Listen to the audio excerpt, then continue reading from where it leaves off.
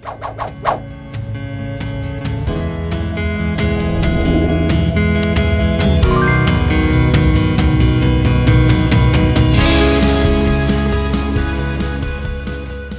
in 1989, this romantic comedy, directed by Rob Reiner and written by Nora Ephron, explores the age-old question, can men and women be friends without having sex? It sits on the tomato meter at a certified fresh score of 91% and was nominated for Best Writing for Nora Ephron. With classic moments such as I'll have what she's having and the epic declaration of love at the end, this movie has truly stood the test of time. Today, on You've Never Seen It, we're discussing When Harry Met Sally.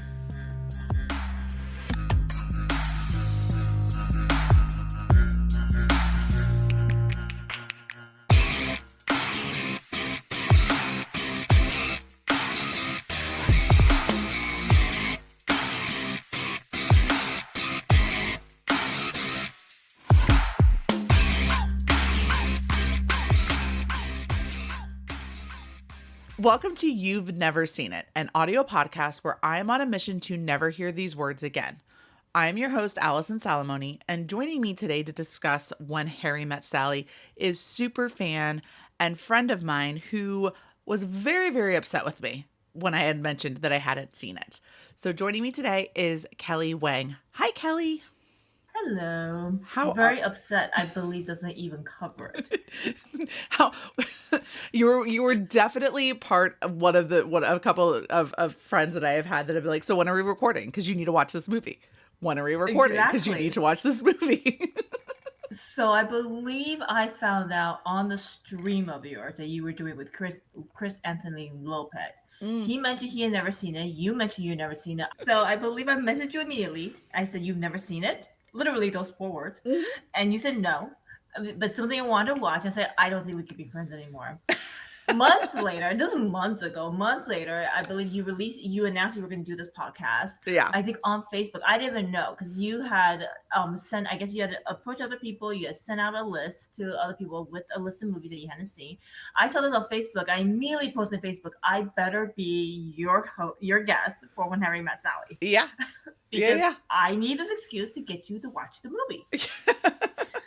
And I made sure I immediately threw you, because it was on the list, and I immediately put you on there for this movie. On the list. Oh yeah. Oh, of course it was on the list. I had to put this on the list along with even though this is not Nora Ephron directed, there are some Nora Ephron movies that are on the list that I have to see, but I know she's associated a lot with this because she was a producer and I think she wrote it, right? She wrote it. Yeah. This wasn't her big. No. I think this was her first big hit as a writer, I believe. I should know this. That's what IMDb's for. That's what it is. It's what IMDb's for. In case your listeners don't know, I was until recently a writer for the Movie Trivia Schmodown, and I should know this. But it's okay. But I also write a lot of questions. You write more than just a Nora Ephron slice, for sure. I do write more than just Nora Ephron. So before this, she wrote Silkwood and Heartburn. Those were her 2 big ones. And then this was her first real big hit. Yes, and it was written by her, directed by Rob Reiner. Yes, in an early phase of his really big run, he had an enormous run. It started with Stand By Me, this is Spinal Tap. I think it was after Stand By Me, and it just kind of ran through. I think The American President. Maybe a little bit later, but he had like an 8-year run that was just insane. Which is hit after hit after hit. Yep. But this one is just, I absolutely adored this movie. I loved everything about it. Obviously, I knew a couple of things coming into it. Like I knew the Katz's Deli scene where, the I'll have what she's having.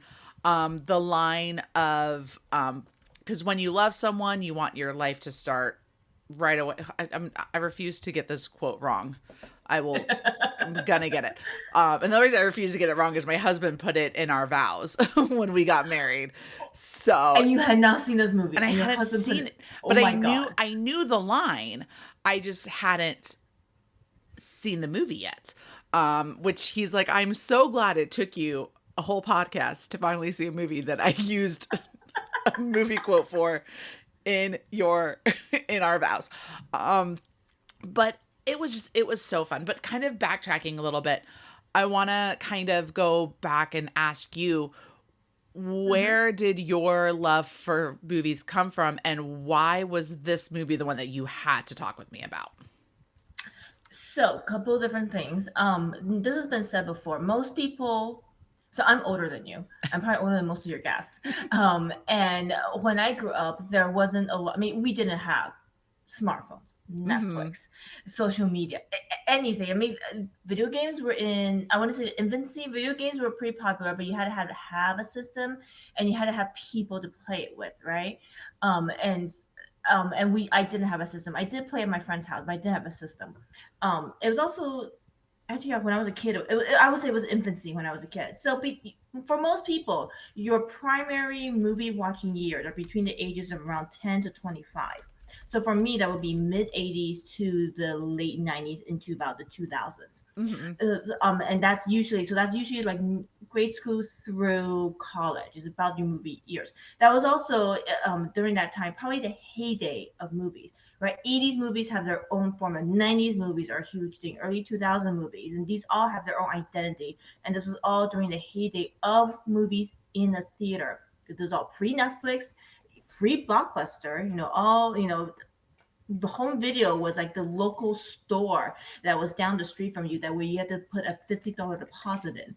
So movies, Jeez. and then you rented the movie for $4 a day. So movies were in theaters. Movies also ran a lot longer, and it was just what you did, right? Yeah. If the family had it, my parents worked a lot, so we had a day off, or we did a lot of holiday movies, a lot of movies during Christmas because that was the one day my parents had off, and we could all go to a movie together. Mm-hmm. Sometimes we had the holiday movies. I saw, Top Gun, European Vacation with my parents in the movie theater.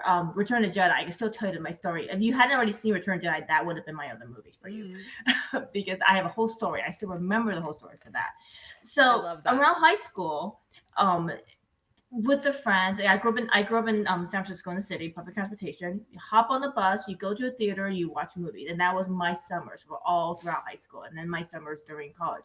So when Harry Met Sally was 1989, I was about 14. So I think I was a freshman, maybe going on a sophomore, or maybe the summer in between.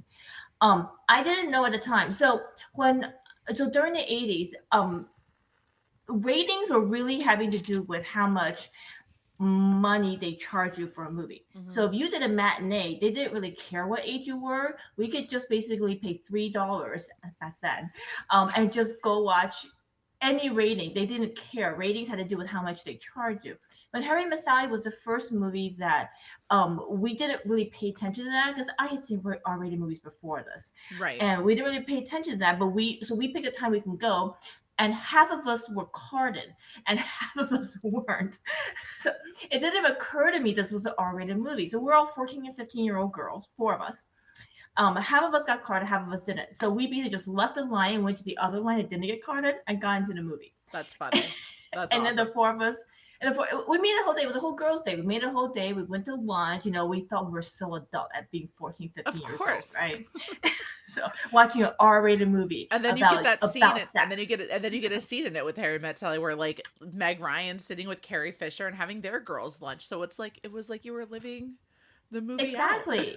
Exactly. And that's what you did at that age. And what struck me was that we knew it was a romantic comedy, but Billy Crystal wasn't exactly a leading man in rom coms during this time, right? I mean, you don't exactly look at that and go, oh my God, I need to go watch that movie. Yeah. Because, no, You're I'm not sorry. like Billy Crystal, what a stud at Exactly. that. He wasn't Patrick Swayze. He wasn't a No, Tom yeah. Cruise, right? He wasn't a Val Kilmer and Right, during right, this, right. this No time period. Iceman.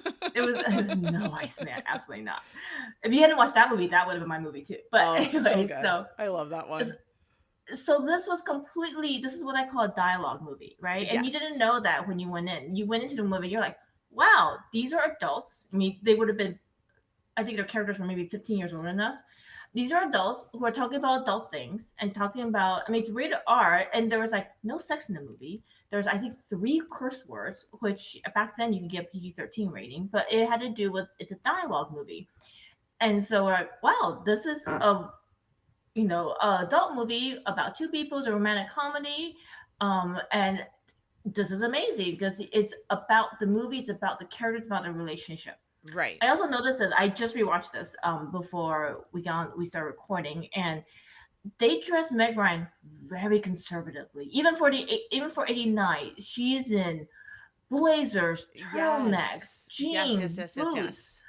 I don't think you see any part of her body, even No, in the yeah. wedding, even in like the dresses she's wearing. You don't really see that. And I noticed that every time I rewatch the movie, that they dress her very conservatively. And again, Billy Crystal's a great actor, but not exactly leading man material. So the fact that this movie is so iconic as one of the best rom coms, and that's just not me saying it. That's Yeah. everybody No, saying it. it's iconic. I mean, it really is. It's when you think of rom-coms and defining that kind of genre. And like 89 is stacked with movies. Like Mm-hmm.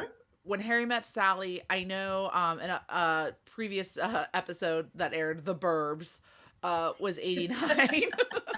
Back to the Future Part 2 was 89. Correct. Like 89 was a stacked year. So to stand Correct. out and to stand the test of time in the way that clearly When Harry Met Sally has done, you had to be a phenomenal movie. Like it Mm-hmm. had to. And I love a good dialogue flick. That's one of the reasons why I think I love Tarantino films so much, because Tarantino's a Mm-hmm. dialogue guy on top of all, like, the heavy gore and violence. But the dialogue is what makes this whole movie, because it's very quick-witted, right? Like Correct. and that's the whole thing, is you can have a dialogue movie, but if the actors that you have in it aren't delivering it perfectly and quickly and like it's a conversation, it gets lost, right? And like that's what you're Correct. seeing in a lot of this, is just literally just conversations between Harry and Sally.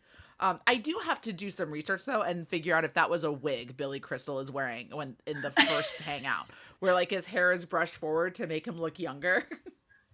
So Billy, I don't know if you know, but Billy Crystal was 41 when he did this movie, or somewhere in his early 40s. It's wild. Meg Ryan, I believe, because this is one of her earlier ones. Hmm. I think she was 26, maybe 25 when she did this movie. And they were supposed to be the same age, right? And he's supposed to be 21 in that first scene when they're driving from Chicago to New York. So That's hey, wild. Hollywood,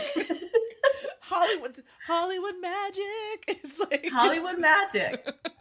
I'm looking at, if you can't see my other computer, but I actually have a picture there, that close up picture of him while they're in that diner driving to New York, pulled up, and you just told me he's supposed to be 21, and I'm like, no, don't see it. Nope, No, not there. he's There's actually 40 is what he actually is. Again, so that's the other thing. Nobody in this movie is a knockout, right? Mhm. Meg Ryan's adorable, but this is early Meg Ryan. She's attractive, and he says it. She's attractive, she's cute. I didn't even know this was Carrie Fisher until years later. So I watched it again in college with a friend of mine, two friends of mine who love this movie because they love to rate women as low maintenance or high maintenance, which we'll Uh-huh. talk about.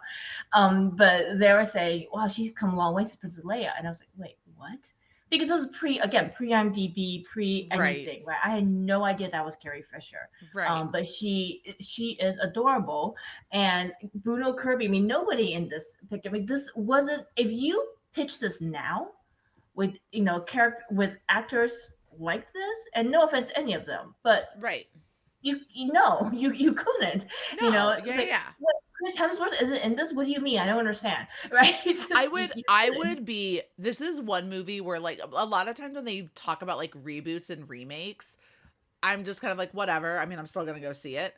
If this ever got a remake, I would be like, I would go on a Twitter rampage. And I don't Twitter rampage for movies. I would Twitter rampage if this got, because like you just can't. Like there's the whole point of this is literally, you're watching like everyday people go through their lives and like Right. go through relationships and go over the span of 12 years to, spoiler alert, finally get sleep together, then get together, kind of thing. Right. Spoiler um alert. Spoiler, it's fine. But it's just, it's one of those things where there's no one else that could play these characters. Like, you could do, I would be fine with um multiple different I know, like, when they were talking about, like, the Big Trouble in Little China reboot or remake, I'd have been on board with it because, like, as much as I love Kurt Russell, any dum dum could play Jack Burton. I'd probably be fine because, like, just the way that the role is.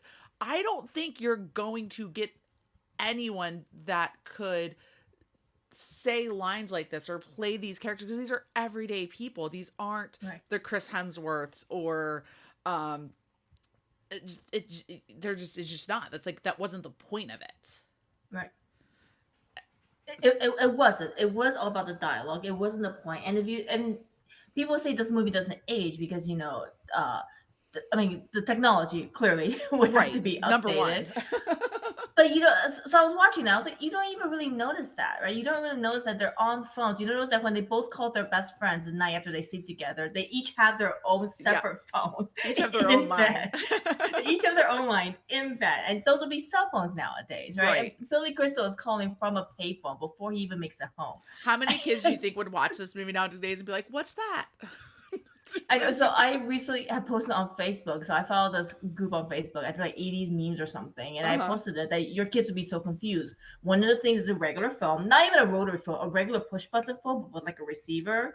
I think like a VHS, a manual, window roller in the car, and like all these things. Are like your kids would be so confused. Yes. Yeah. Or I think like I still think that there's somewhere in Disney they have like a payphone bank somewhere where it's just a line. I saw that. I commented that should be in the museum because I believe those are not real phones, and I believe those are museum pieces. So. I remember being in high school and calling collect, and they'd be like, "State your name," or "You're to collect," and you would just do like the fastest 5-second message to like let my parents know I was going to someone's house and to pick me up there, and then I would hang up so they didn't get charged. Oh yes, because if they connected, then they have to accept the charge. Right. And of course, my parents barely spoke English, so sometimes they're like, "What?" And it just say accept the charges.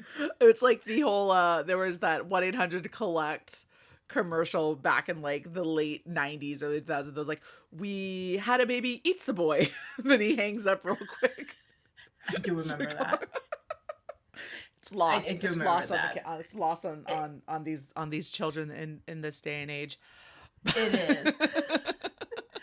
But that's a testament to this movie, right? The technology, although has not, because rom-coms generally don't have longevity. I mean, you're not, with the exception of some like classic ones. I mean, and this is one of them. Rom-coms don't have longevities because they're the same trope. They're going to end up together. There's going to be some kind of issue, right? And it's all going to be tied up in a nice bow. But this one has definitely stood the test of time, even with this data technology and with the star power, or even like medium star power. Because other than Meg Ryan and Billy Crystal was already famous at the time. But other than Meg Ryan and Billy Crystal, there aren't a lot of star power in this movie either. Right. Absolutely. So with this movie, if you had to give your top 3 moments, what would they be? So no particular order. So I'll have what she's okay. Well, no, in particular order. So let me start in reverse then. So number 3 will have to be the end, when they say that they got together, that they married. They described a cake, and Billy Crystal's character says it only took 3 months, and she corrects him. Well, 12 years and 3 months. So because I always, and that's the button on the movie, right? Yeah. It only took 12 years and 3 months. Number 2 has to be the scene I mentioned earlier. After they sleep together, he calls from a payphone. Yeah. He can't even make it home. It's implied he doesn't live very far from her. He can't even make it home, and they somehow both call their best friends at the same time. Although that I would say was in connection with my other favorite scene. It also involves Carrie Fisher and Bruno Kirby, which at their wedding, they basically say if either one of us had been interested in either of the two, we wouldn't be here. So those kind of go hand in hand. Yeah. Because they really shine in that movie. A great supporting cast. Oh, yeah. And number one has to be I'll Have What She's Having, because I'm 14 when I'm watching this movie, right? And I barely understand. I understand enough, but I barely understand what the scene is about. But when I rewatched the movie today, and I've been to Katz's Deli twice. When I rewatched the movie today, it's hysterical because I see the movie, I was like, there's no table service at Cat's Deli. So I don't know if you've ever been to Cat's Deli, but it's basically a cafeteria style. You go Right. in, they give you like a raffle ticket, and you basically have to stand in line. You get your sandwich, you eat, you get everything else, and then you pay when you leave. There's no table service, and she couldn't have possibly make the complicated order that she made because they wouldn't They wouldn't give do it to that. her. Yeah. They wouldn't do it. They basically you order the meat, they slice it up, they put it on in between two pieces of bread, and they hand it to you. That's how Right. it works at Katz's Deli. So when I saw that today, I'm like, hey, it doesn't work that way. Now I feel like I have to go to Katz's when we're all in New York. I'll have to let Maxwell and Amber know, friends of the show. Let me know if you do go. But those things are wonderful. I'm also a very big fan of the first of all, I love that it's Rob Reiner's mother that says I'll have what she's Correct. having. That's always such a fun fact that I've known. Like that's things I've known about the story of When Harry Met Sally. I've known about that scene and what they're doing, and she's faking the orgasm to like prove to him that he thinks he's made women orgasm, and she's like, how do you know they're not faking it? And then pretty much proves like, did it sound like that? And you just see Billy Crystal's face, just like, whatever. Which is always fun. So there was that. I loved the scene when they're out to dinner with the double date with Carrie Fisher Yes. and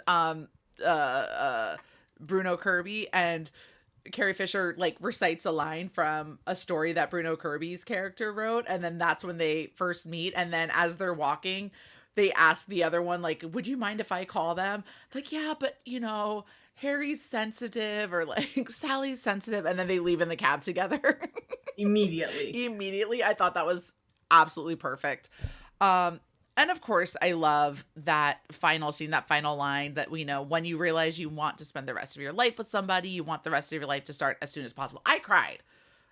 Shocker. But like during that whole final New Year's scene where they finally get together, I 100% cried because that is such a good, that whole declaration. I love that you get cold when it's 71 degrees out. I love that it takes you an hour and a half to order a sandwich because like that's the running theme. And then I love at the very, very end, you were talking about how they were talking about like how they got married and everything.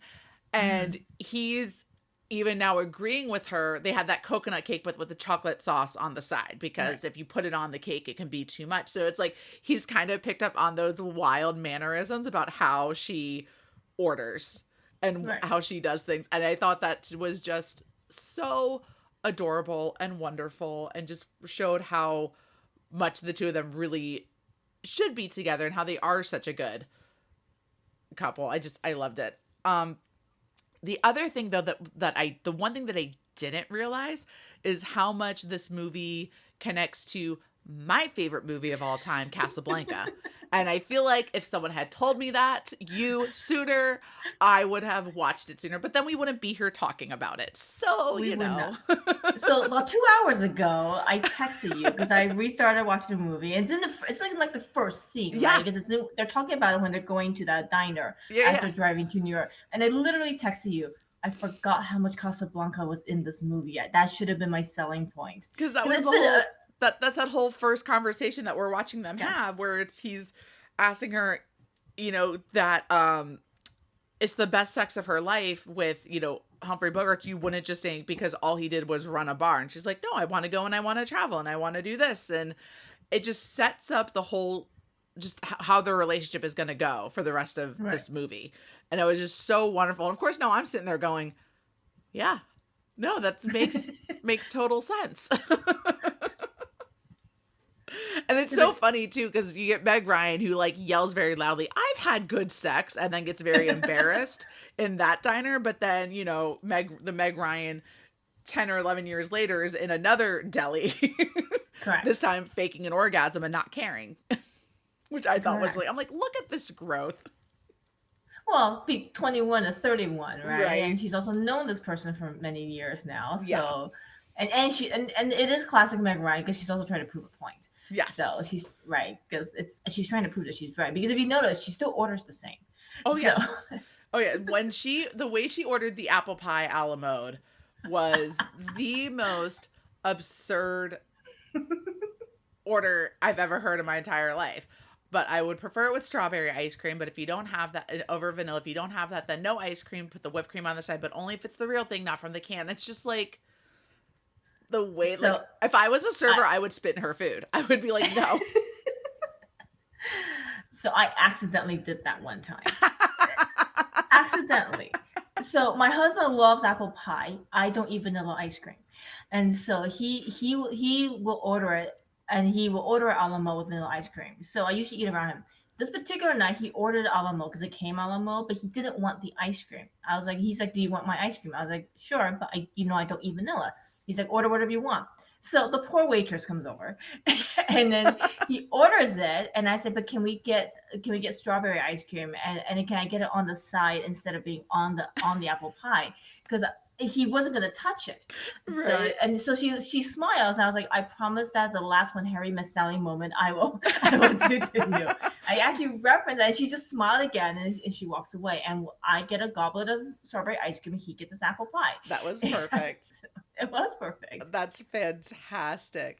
Um, oh my God. What, and like this movie too, again, because you're talking about the dialogue and like every now and then there's just lines here that I just like made me laugh out loud. Like when they were at the batting cages and Billy Crystal was talking to Bruno Kirby and was like, and I could talk to her about things like the other night I made a woman meow.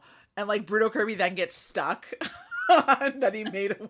And then that kid comes up going, "Yo, what am I gonna get a turn?" And Billy Crystal like starts arguing with the kid in the I have a batting stack of cage. quarters over there. That was here first. No, you weren't. Yes, I was. Yeah. No, you Yes, weren't. Yes, I was. And you can't do that now. You cannot show a scene where Crystal's fighting with a kid and keeping him out of a batting cage. You just can't do that. I No. think he even calls a kid a jerk or something after he walks away. You're like, you cannot show Billy Crystal calling a kid a jerk. Right? It's so it's yeah, it's perfect. I love that whole scene was just absolutely fantastic. I and then I also look going kind of back to the Casablanca thing, how they're talking about it in the diner, and then after they've become friends, when they're watching it on the phone together and Yes. like going back and forth with it, I was just like, ah, she's so fun. But no one who talks on the phone like that anymore. No one. I would be like texting or doing a YouTube Correct. watch along. So Correct. it's just like, oh, look how adorable that is. Yeah, so back then, that is what we did. Because texting is newer, YouTube is definitely newer, Zooms are very recent, so Right. that is how you would do it. So I love how they don't even show the scene, right? I think it's dark, and all you hear is her dialogue. You just hear him say hello. It's like, "I'm watching Casablanca." Like, Yes. "Oh, what channel?" And then they put the two split screen together and they start Yeah. talking. And so here's what I was talking about that my friends were talking about later. Two guys in college, so probably like 4 or 5, so probably yeah, about 5 years after the movie came out, are watching it, and they start talking about high maintenance, low maintenance. Now I've seen the movie, and they started talking about high maintenance, low maintenance. I'm like, what are you guys talking about? Yeah. And it's from Harry Sally. I was like, I've seen the movie. What are you guys talking about? And they're both explaining to me, and they're a couple of years older than us. And then we watched the movie together, and they're pointing that scene out to us, and they're talking about it, and then they start naming girls and examples of high maintenance and low maintenance. So for about 5 to 10 years, this was a thing. This was a thing in culture. This was a high maintenance, low Right. maintenance. This was absolutely a thing in culture. Even to the point when I met my husband, this was still kind of a thing. Yeah. And having to explain high maintenance, low maintenance. So, which is horrible. It's the Terrible. most terrible thing you could do to a woman. I know. Gentlemen, for those of you single men out there, Don't please do that. don't ever do that. Don't do do that. that. Don't do that. I love that the way that Billy Crystal's character was written is like he's written like a sleazeball, right? Mhm. But he's the way he delivers it and the way and Meg Ryan calls him out on it, and I think that's fantastic. Which again, I feel like is also kind of ahead of its time because like in the 80s Yes. and early 90s we have like the men in the power suits and that whole there's a lot of you see especially in like rom-coms or movies at these times you're seeing a lot of gender roles. You're not seeing a whole lot of strong female leads who can take charge of what because Right. like you have Carrie Fisher when you first meet her is still with a married man who and the ongoing triple, like, he's never gonna leave her, is he? And Meg Ryan's like, no, and like it's No. whatever. But and then she does like, and but it's also like, as if you're okay with that, like, do what you're gonna do. But like, no, he's probably not ever gonna leave her. Which everyone needs a friend like that that's gonna tell you like it is, not tell you what you want to hear. And I Correct. loved that about this movie too. But Billy Crystal is a sleazeball slime bag. And Meg Ryan is Yes. sitting right there going, and he admits it. He's like, yeah, no, I'm a jerk. And Meg Ryan's like, yeah, you're an asshole. Like, it's and is right there to call him on his shit. And I think that is done so beautifully well that they're able to do that whole thing. And of course, again, it comes back to that age old question: can men and women be friends and not sleep with each other? Obviously, this movie says no.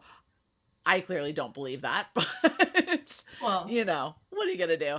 we're also 30 years past this movie, Right, but back in 89, that was a thing. And this was a subject that was not approached at all. On right, TV, in movies, even in pop culture, it was somehow revolutionary for its time, right? Because it was, can men and women be friends? And these were two, I mean, these were not like teenagers, these were two adult professionals. right, And can they be friends? And the answer is, well, the answer in their case was no. The answer is for a little bit, and then the answer became no. But if you look at pop culture now, if you look at media now, there are tons of men and women. right, So that's when you say about remaking this movie, you couldn't remake this movie because the right, question has been answered, right? You right, couldn't remake. Also, and no offense to anybody, but there are so many things that you will have to incorporate. Um, Race, gender, binary. I mean, just how. I mean, like, forget men and women, right, right? What pronouns? So I right, mean, like, forget can men and women be friends? Can two people be friends? I right. think is the question you need to answer Yeah, nowadays. And how do two people be friends? So it's the world has changed so much. You couldn't make this movie. You couldn't make this movie. You right, will have to recreate and make a version of this movie where it's a dialogue movie about two opposite people, because that's what they are. They're supposed to be opposites. right. Billy Crystal is supposed to be sleazebag. Somehow he's a Yes. lovable sleazebag, which is why I think they cast Billy Crystal. Because if they had cast like a shit weasel character, you Mm-hmm. couldn't possibly like him, right? No, If no, they no, had no. cast a traditional villain, you couldn't possibly like him. Yeah. So he is a sleazeball. He clearly has commitment issues, even though he's been married. And again with the cast, I love that his wife left him for somebody Yes. who's I think that older, was so, bald. and you see how it affects him, right? Like when they were Hmm. doing the karaoke in the one shop and he's in the Yes. one store and then he sees her, and how it really, really because he's the guy who's giving the advice on he how he like never takes anyone to the airport in the beginning of a relationship, because eventually when things move on, he never wants to be asked, how come you never take me to the airport anymore? Right. Like, he has all of these quotes about commitment issues and not wanting to latch on, or and all of that stuff, but he ends up being the one that gets cheated on and left, even Right. though he's the one that has all the pro relationship advice and all the tools and all of that. But at least they got the apartment. She got the apartment. I don't know if he got the apartment. Oh no, that's right. His wife did leave him Yeah. because Ira already had an apartment. Sorry, Yeah. Ira already had a house. He already had the movers. And I Yeah. like that how Ira wasn't like a young, gorgeous guy, right? He was older. He was bald, and, Yeah. and it was like this is the person she left you for. So clearly, there's something about your relationship that she wasn't happy about. So he is clearly the villain. He is supposed to be a player, but Right. he's also Billy Crystal. So Rob Reiner and Nora Ephron really found a way to make that character work, and for you to be, oh yeah, she should end up with him, Yeah. but no, she really shouldn't. No, no, not She really shouldn't. not especially after they, but again, it's like, I love how you watch, it's not so much like her growth, because like she kind of stays the same throughout except for when she finds out Joe's getting married, and that's when she has Right. her breakdown, because it's that whole age old question that women have where it's, so he did want to get married, but just not to be what's wrong with me. And Right. Billy Crystal's trying to hype her up and all of that.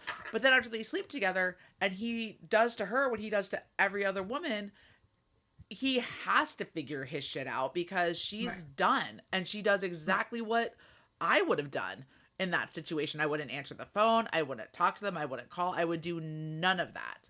So he kind of has to grow and learn and become a better version of himself in order to get to that epic just love declaration that he has at the end, and for her to believe it, which I Right. think is a fun, just kind of like a fun trip to go down with them. And I always love a seasons in New York movie where you get fall and winter and summer and spring, and you just get it all. I love, there's nothing more than I love than a movie in like the Northeast during fall where you get like all the leaves changing colors Right. and the sweaters, and just, it's so fun.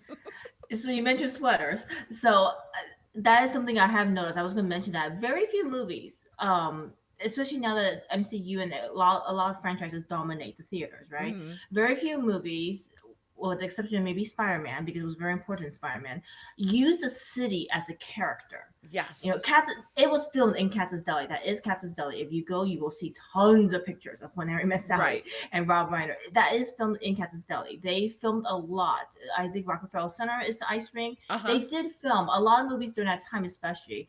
Some of them are not. Some of them I think are on the lot, on Warner Brothers lot, I think. But some of them are definitely in on location, and they use New York as a character. You Yeah. see the changing of the seasons. I think the first time or the second time she sees Billy Crystal, he's wearing like this weird cream colored cable net Yes. sweater. And I remember seeing Yes. this one. I was like, I know it was '89. I had that sweater. And I was like, I know it was '89, but if some guy came to me with that sweater and a pair of blue jeans, it would be no, no. Thank you. Or like when she's crying in her apartment and he comes over, she starts like wiping her nose on his sweater. He's like, yeah, it's okay. I don't like this one anyway. Yeah, it's okay. It's like again, a black turtleneck sweater. You can track, and I said this about Meg Ryan, right? They do not. They dress her very conservatively. She's in hats. She's got gloves. Who wore gloves? Even '89, who wore gloves? Right. She's got Exactly. hats, gloves, big blazers. Turtlenecks. The little tapered jeans with flats, which was a thing. I'm sorry, Yeah. and socks, which was a thing. That actually was what I looked like in '89. Um, so, before 31-year-old professional in New York City, right? Yeah. So it is, they went out of their way to make this not about that, not about the looks, and made it out there to make it about the characters, about the dialogue, about the relationship. And they were very smart about it, and they did it in New York City. One thing we haven't talked about yet is the stories. So Yes. I had originally thought that those were the real people that those stories were based off of. I think it has since been disproven, and I think it's since been revealed that those are actors, but the stories are real. Oh. But I think I'm actually not sure which version is true, and I haven't had time to look it up. But all of them also were all in New York City, except for I think the Asian couple, which I think was in the village in China. But every one of those stories was in New York City. So they made a conscious effort to make this about New York City, about two people in New York City. Yeah, so it looks like, so according to IMDb, the movie Bible, the segments of married couples telling the stories of how they met are real stories that Rob Reiner collected for the film, and then they hired actors to relay the Okay, stories. so that is the yes. At one time, it was rumored at least, or it was Yeah. believed that those were the real people. Oh. But I think it's since been announced. No, those were Yeah. actors, but the stories were real. So, and Um they were all in New York. and and I love that they're cutting away to all these cute little stories. I think one of my favorite ones were the couple that were high school sweethearts, and then the one moved away. Right. But they never forgot each other, and they ended up getting back together. Or and then the other one that I really liked, which is kind of like the complete opposite, is the couple that were married for 3 years, got divorced, and then the husband got like remarried and then remarried again, and Oh, then but they first he got lived with someone before he got right, remarried right, twice, and then right. divorced another two Yeah, times, yeah, and then they got married again for another 35 years. It's like, how old are you? yeah, yeah. That was a fun one. And then the other little piece of trivia that I didn't know, but supposedly the "I'll have what she's having" line was actually a line suggested by Billy Crystal.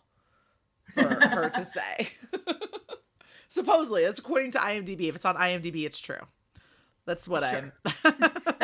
Well, as a writer for the movie True Schmodown, that is what we That is say. That's exactly what we usually say. If it's on that's usually IMDb. the answer. That's the answer we give. If it's on IMDb or Wikipedia, that is the Bible we use. So Yeah. Um. Absolutely. That's the only way to do it. Uh. And then also again trivia that in the museum scene, Billy Crystal ad-libbed the "I would be proud to partake of your pecan pie," um, and that Sally like that Meg Ryan laughed and looked to her right where Rob Reiner was basically like, just go with it, like just keep going, just do whatever, it's fine. And if you Um, watch Billy Crystal's stand-up comedy, or if you watch any of the things he did, that is what he does. He does that voice. He does yeah. that voice very often.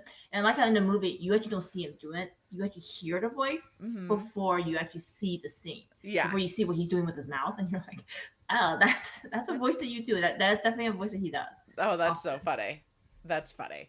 That whole scene was fantastic. I love watching, even though he's such a sleazeball, I love watching him get Meg Ryan's Sally to like just come out of her shell and like stop being Right. so put together and uh uh surface level. Like it gets deeper as things go, which I think is awesome. I also appreciate all what I get dated, but when Carrie Fisher pulls out her Rolodex of dates and slams it on the table.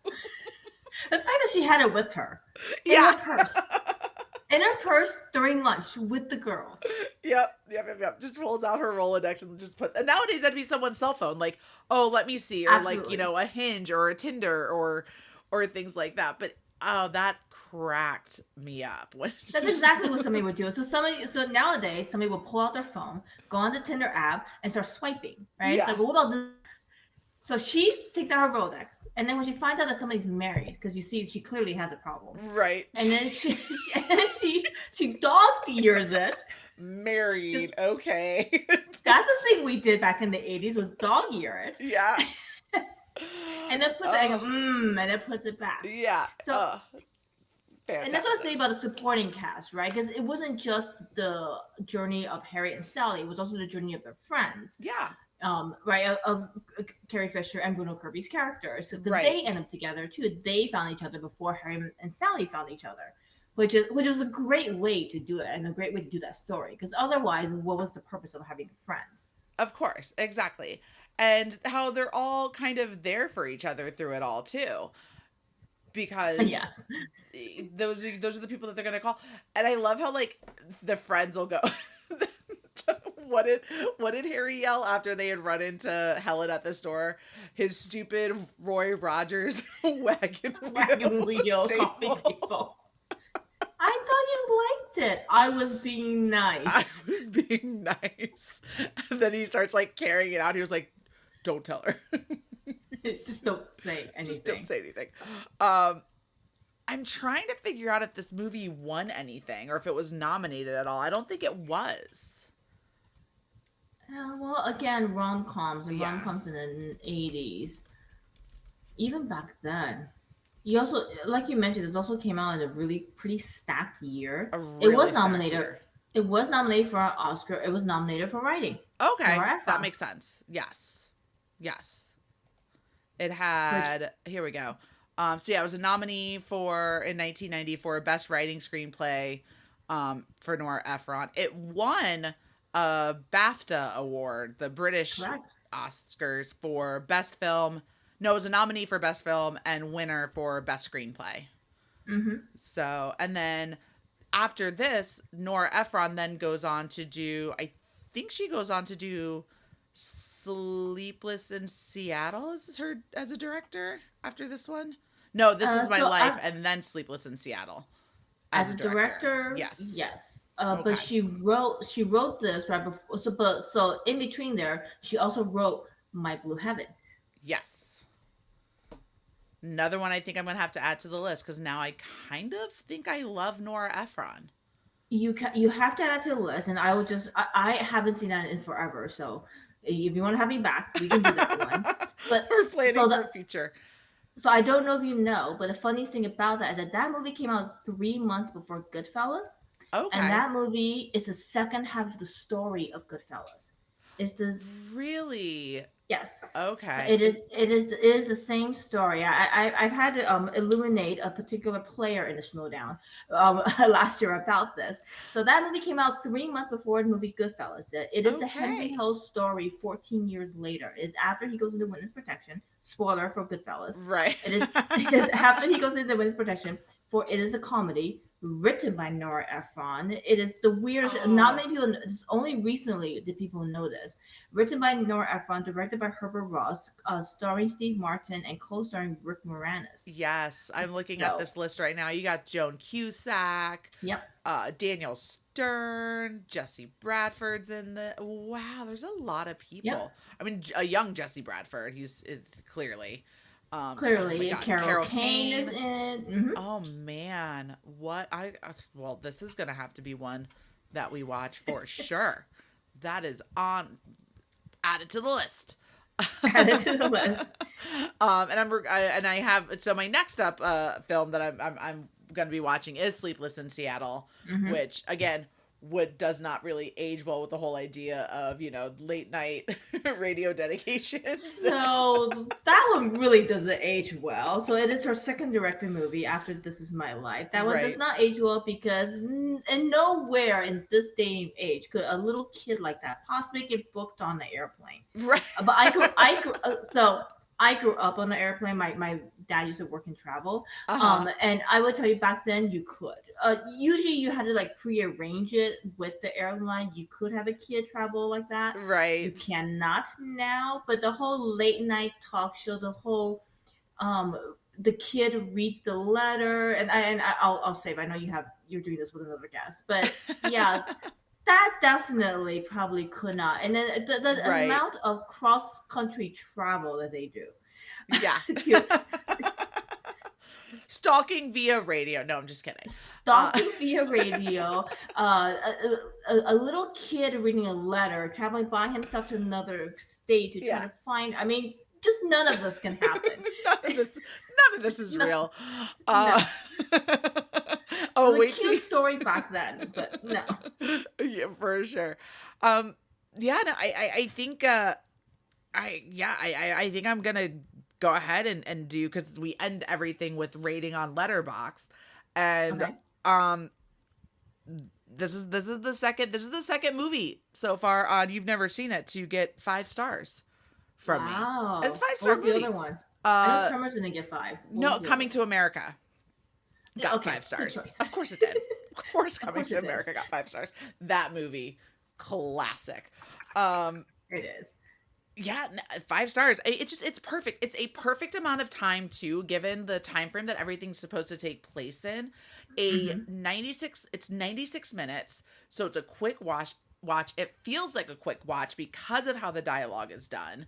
It is just fun, it is funny, it is witty, it is something that I plan to revisit probably multiple times at this point now that I've seen it. I if it's definitely going to be a if it's on TV, I'm going to stop what I'm doing and watch it kind of movie as well. It's just absolute perfection.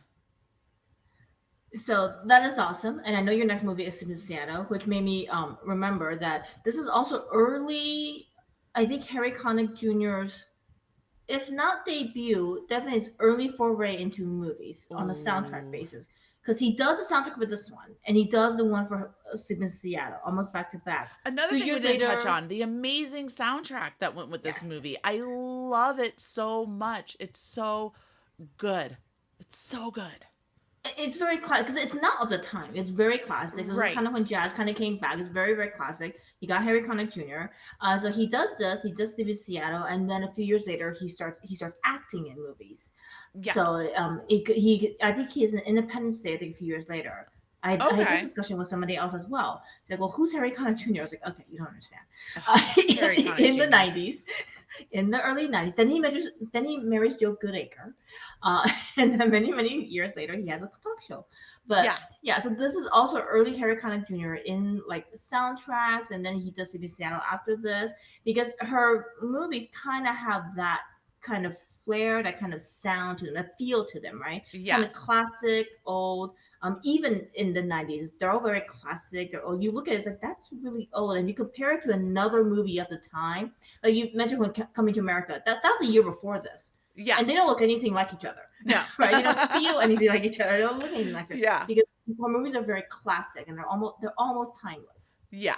Oh, for sure. Absolutely. I love that it's timeless. I think that is the perfect way to describe this movie. Because the things that don't hold up, it's just because of technology. It's still are things that you know and you understand and would use. It's not like a doesn't hold up because you're like, ooh, we can't say that nowadays kind of thing. Exactly. So like you mentioned, the Casablanca scene where they're both on the phone. Well, nowadays they will be on a text or one of them will go on a Zoom. Right. And Or FaceTime or for sure. Exactly. Or FaceTime. For sure. So that event can still happen. It's just the technology around it would have changed. Right. Absolutely. Well, before we get out of here, Kelly, where can people find you? You got anything going on? Well, not anymore. As I mentioned to begin with, I was a writer for the movie Trivia Showdown, which, as everybody should know, has announced their last season, and I am no longer a writer on the show anymore. But you can find me on Twitter, and I'm on Twitter, Facebook. Twitter is at KellyKel55. I believe it's the same for Instagram, although I'm never on Instagram. So Twitter's probably the best way to find me, at KellyKel55 on Twitter. Awesome. And for everyone else, if you're enjoying what you're hearing, please make sure you've subscribed, rate, and review on whatever audio platform you are listening to Flick and Reel and this show on. If you're listening on YouTube, please make sure to comment, subscribe, and hit the little like button and let me know your thoughts on When Harry Met Sally or any of the other previous films that we've discussed. And make sure you're hitting the little bell to get the notifications for any time we have new content release. You can follow the show on Twitter at NeverSeenItFNR. You can follow me at Allison Salamone. And until next time, my friends, please be safe and let's go watch some movies. Thanks, guys.